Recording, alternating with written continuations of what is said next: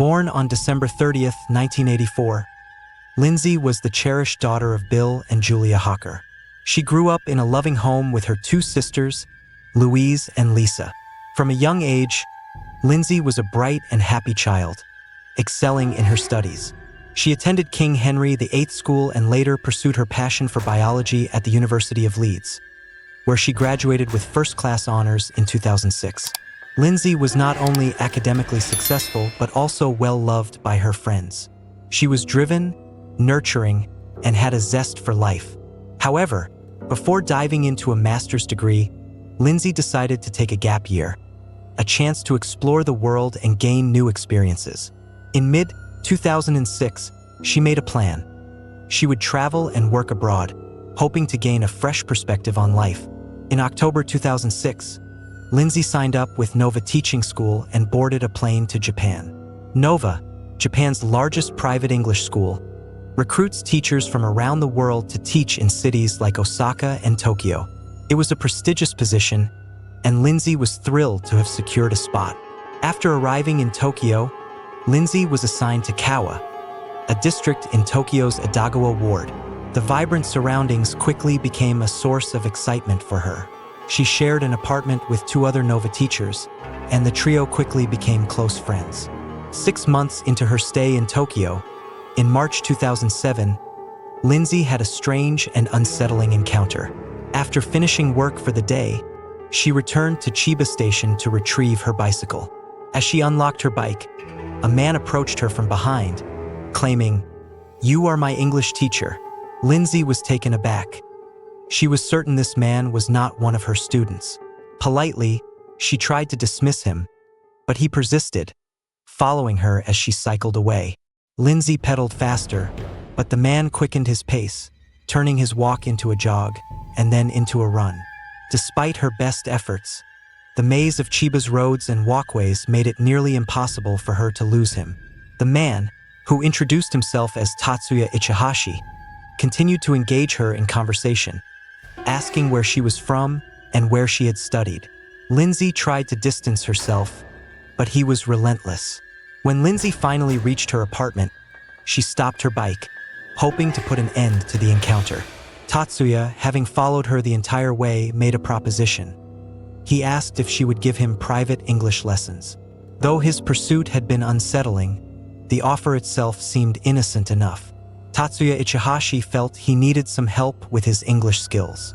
He suggested meeting at a cafe, offering to pay Lindsay generously by the hour for her tutoring. Despite the seemingly innocent proposal, Lindsay politely declined. Her work schedule was already packed, and she preferred to spend her free time enjoying herself, not taking on extra responsibilities. Tatsuya seemed disappointed but accepted her refusal without much fuss. However, before leaving, he made one final, peculiar request. He asked if she could offer him a glass of water, claiming he was parched after following her through the streets of Chiba. Lindsay was hesitant, but after a moment's consideration, she agreed to let him inside. Although his presence made her uneasy, she took some comfort in the fact that her two roommates were home. This way, she reasoned, they would see him, and if anything ever came up, they could identify him. Once inside, as Tatsuya sipped his water, he brought up the idea of English lessons again. This time, he sweetened the deal, offering to pay 3,500 yen, around $32, per hour, insisting the arrangement would be strictly professional. The offer was tempting. Although Lindsay was managing with her job at Nova, the extra cash would be welcome, especially for such easy work. After some thought, she agreed, and they set up a meeting at a coffee shop a few days later. Tatsuya seemed genuinely grateful and thanked her for the opportunity. Before leaving, he pulled out a pen and some scrap paper, quickly sketching something. A few moments later, he handed Lindsay a drawing, an impromptu portrait of her, complete with his name and phone number. Tatsuya Ichihashi, a 28-year-old man from Ichikawa in Chiba Prefecture, was the name on the paper. Born on January 5, 1979 in Gifu Prefecture, he had moved to Chiba with his family, who were well-established professionals, his father a doctor and his mother a dentist. In his early years, Tatsuya had aspired to follow in his father's footsteps and become a doctor.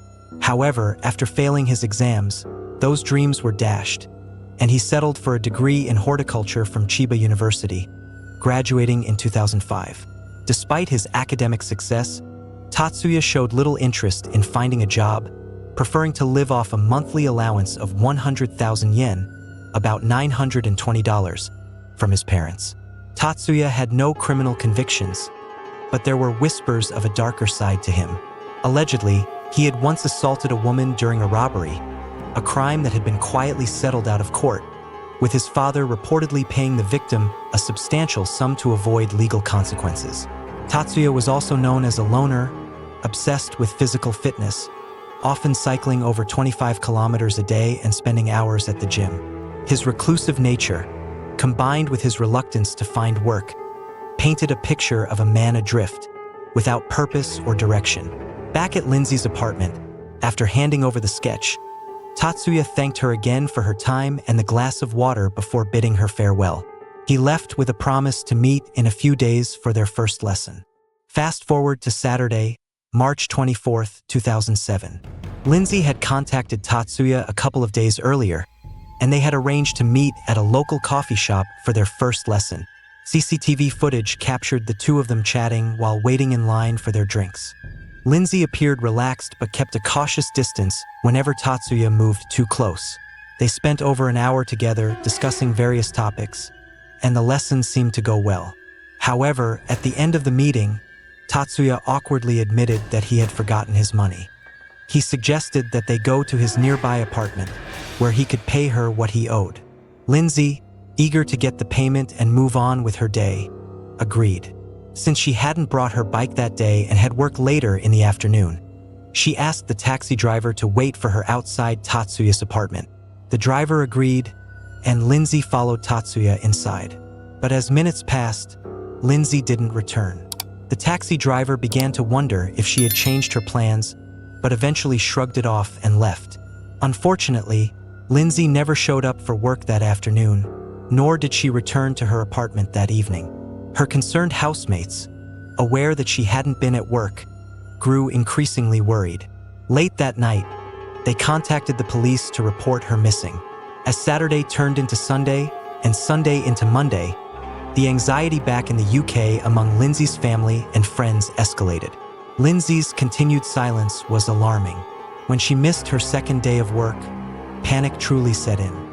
The school reached out to her parents, informing them of Lindsay's unexplained absence, and her parents, in turn, contacted the police. It was only then that the authorities began to take Lindsay's disappearance seriously. The investigation kicked off at Lindsay's apartment, where her housemates were the first to be interviewed. The police were already zeroing in on a prime suspect. They knew that Lindsay had met with a man at a coffee shop shortly before she vanished, and the sketch she had left in her apartment provided a crucial lead. This was their first solid clue. At around 5:40 p.m., 2 officers were dispatched to Tatsuya Ichihashi's residence. When they knocked on his door, no one answered. However, his neighbors were home, and they kindly allowed the officers to peer into Tatsuya's living room from their balcony. Although the apartment was dark, the officers spotted someone moving inside. Strangely, they noticed that Tatsuya's detachable bathtub had been moved to the balcony, a curious detail that heightened their concern. Fearing that Lindsay might be inside, possibly being held hostage, the officers called for backup. Within an hour, 7 more officers had arrived on the scene. As the minutes ticked by, the police prepared to storm the apartment, but just as they were about to make their move, the door unexpectedly opened. Tatsuya, barefoot and carrying a rucksack, suddenly bolted out of the apartment. In the chaos that followed, the officers managed to grab his rucksack, but Tatsuya himself slipped through their fingers. The narrow, maze-like hallways of the building worked to Tatsuya's advantage. Without radios to coordinate their efforts, the officers quickly lost sight of him, and just like that, Tatsuya vanished into the night, seemingly disappearing into thin air.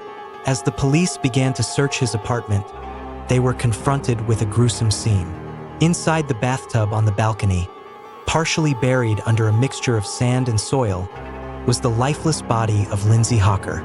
The tub, which Tatsuya had moved himself, had been repurposed into a makeshift grave.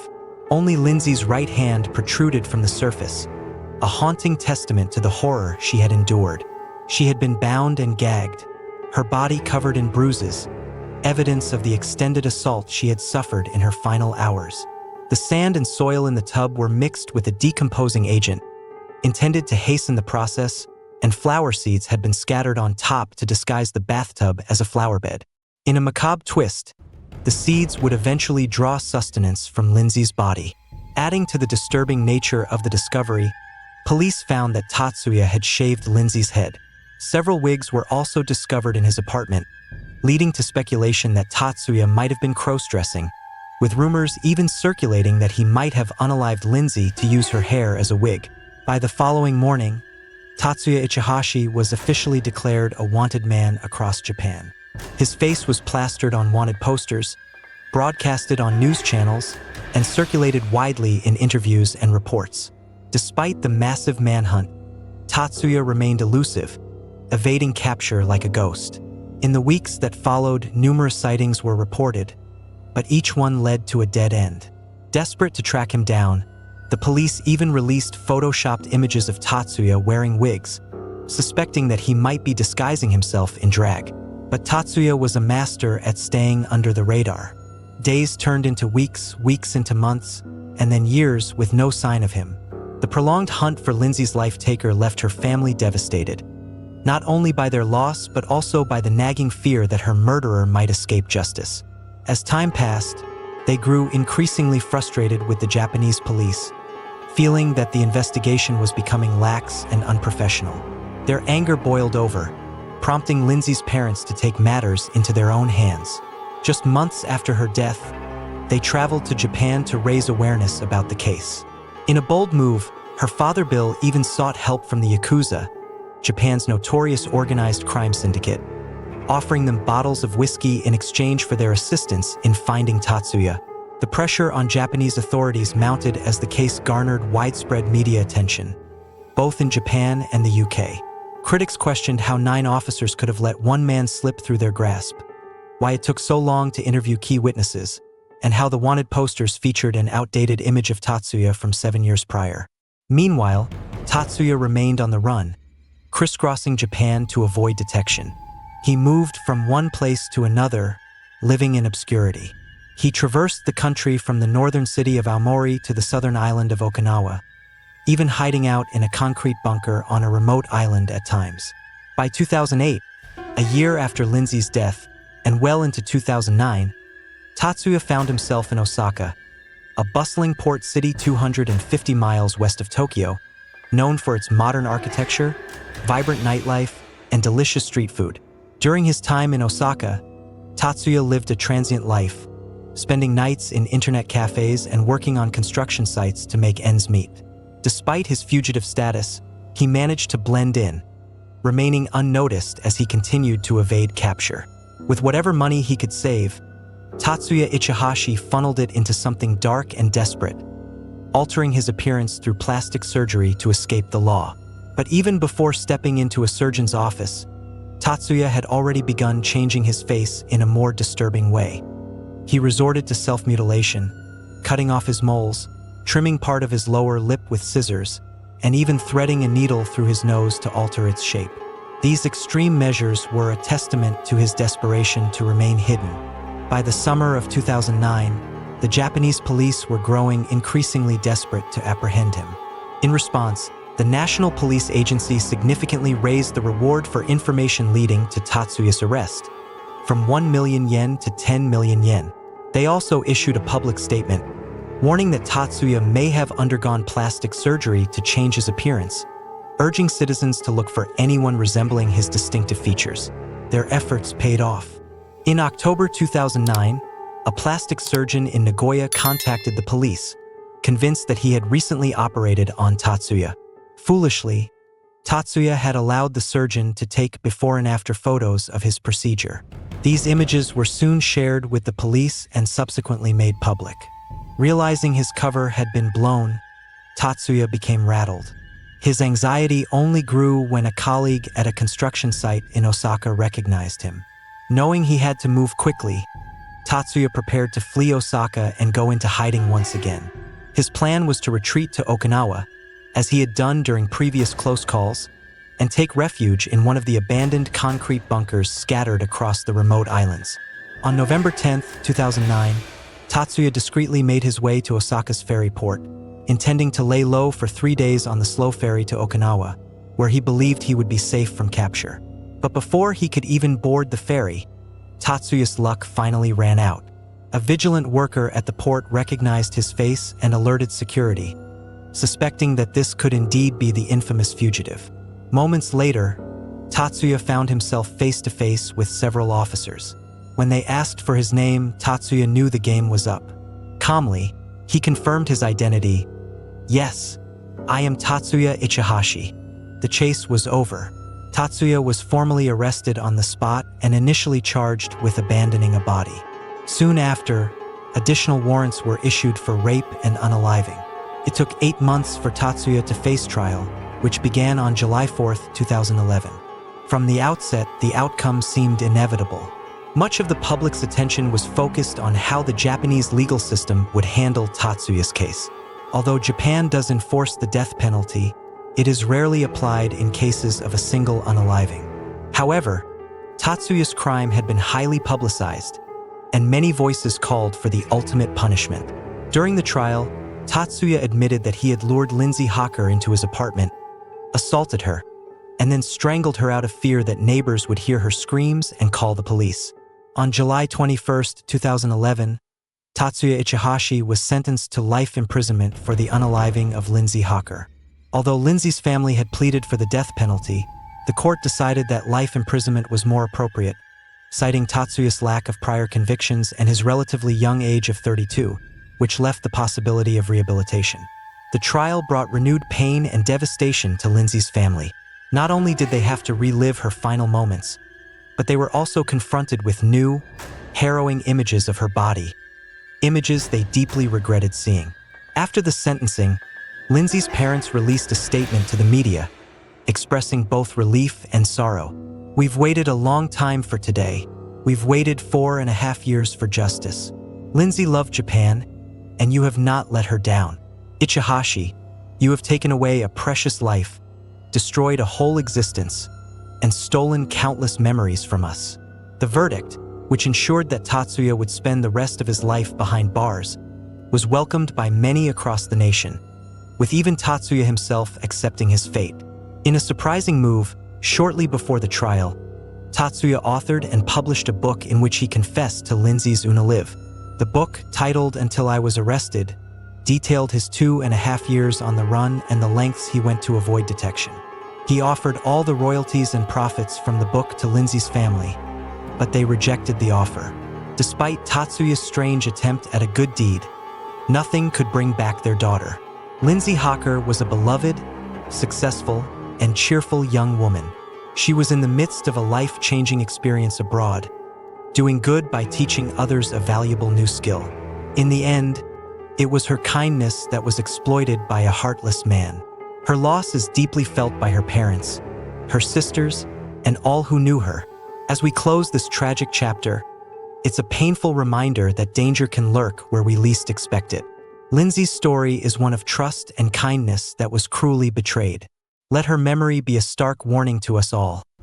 Always stay cautious, no matter how harmless a situation might seem. Be mindful of your surroundings, and trust your instincts when something feels wrong. While Lindsay's story has come to an end, her legacy will live on, reminding us to stay vigilant in a world that can be far darker than we know. Thank you for watching. If you found this video informative, don't forget to like, share, and subscribe to stay updated on more true crime stories and chilling tales. Stay safe, and we'll see you in the next one.